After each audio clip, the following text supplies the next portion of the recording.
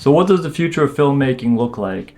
I think especially right now when 2024 has basically been an all-time low in production, in auditions, in content, really in everything. I think this is a really important question. I know there's a lot of people worried about where the film market's going, where the TV market's going, what's going to happen in the future, because right now there's not a lot of work for a lot of people. There's obviously people out there that believe that it's dying. I don't think that. I think this is just an evolution, just like any other time in history, like when we went from silent films to obviously audio and talking films. That was a complete shift. And this is just another big shift. I don't think it will die. I don't think it will disappear. As long as there's humans, there will always be a need for storytelling in whatever form. And I think this medium will still be around for a long time. I think it'll just evolve. I think it's important to start with that I don't think it's going to disappear completely. I think it's just changing. And a lot of what's going on right now with the lack of productions and work and everything that's going on has to still do with obviously the writer's strike last year and the actor's strike. That has a big effect for this year because there were a lot of things that were pushed or not completely finished or halfway finished that all had to be finished at different points this year. So that slowed everything down as well. So that still had an effect all of this year. So that should change. So 2025, I definitely expect an increase and definitely a lot more going on in 25. I don't think it'll go back to like 2019 levels. Because don't forget, back then it was at an all-time high how many TV shows and movies were being created. It was almost too much, and that was because the streamers were really trying to get a foothold and see who's the best and who's going to get the most subscribers. So it was really about churning out content, and they were all getting funding and things like that. It's changed now because the shareholders and everyone in these companies, they want to see a profit, and it's not just about like gaining as many subscribers as possible. Now they have to show profitability. So that changes things completely. So I don't think we'll go back to 2019 levels, but that also was a level that never existed before. In 2010, there were way less content than in 2019.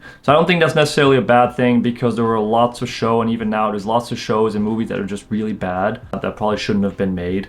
So I think we're going to see higher quality stuff, even though it's quantity less, and I think that's overall a good thing. There are obviously things that in the short term are not good things, but like the amount of content and everything like that, because of these streamers that are kind of figuring out what profitability looks like, and then some are going out of business. There's obviously mergers going on, some that are not going to last, and that's happening right now. So we have a maturing market in that way. So we'll have to see kind of who's left over. Obviously Netflix is having no issues. I think they just posted that they had a record amount of profitability, so they're obviously not having issues. So they're definitely going to still be creating a lot of content, original content, and that's not going to change anytime soon since they're the leader. But all the other ones, we don't know exactly that's what's going on, and we don't know yet what's going to happen with legacy media like CBS, NBC in the future. They're still around right now, and I think will be for the foreseeable future still, but you know, that could change as the market changes. In terms of the future of filmmaking,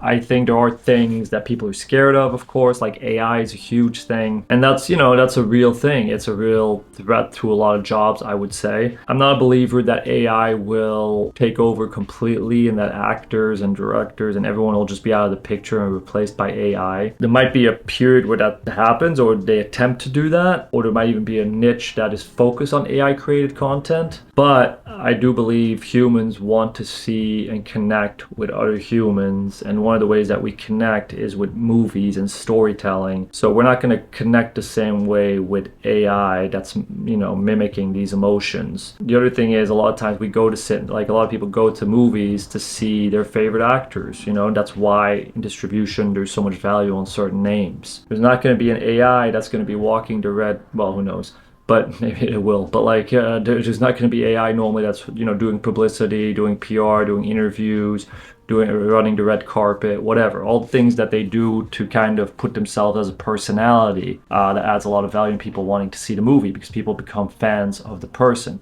So I don't think that's completely replaceable. Now, will things be affected, like certain things, like will extras sometimes or all the time be replaced by AI? Yeah, I think that can happen for sure and will probably happen. Background and things like that. And even a lot of filming that, you know, they don't shoot at the location, they just put it in there and they're shooting on a green screen or something. That's already happening a lot. But it could be things like that. But on the flip side, there will always be people that will want to shoot as real as possible, which can affect the performance. So, you know, it's going to change, but there's still going to be people that are doing it more in this real locations, real people way, and that's still going to be very prevalent. And also what a lot of filmmakers will still want to do and enjoy the most, because that's still going to factor in. But yes, there will be a lot of changes with that. That's just a reality. But on the flip side, for indie filmmaking, there's a lot of positives in that. In that sense, you'll be able to create a very high budget looking movie for a lot less money, even if you're an indie filmmaker. So you might actually be able to compete with a bigger budget because of the technology in terms of quality. But the only thing that's going to happen with that is there already is a lot of content from indie filmmakers, a lot. There's a lot of indie films being made in general, and the big problem everyone runs into is getting their movie seen, because there is so much content out there. So I think in the future of filmmaking, every filmmaker will have to act like their own studio in a lot of ways. You know, and what I mean by that is you're gonna have to learn about distribution, you're gonna have to learn about marketing, all these things.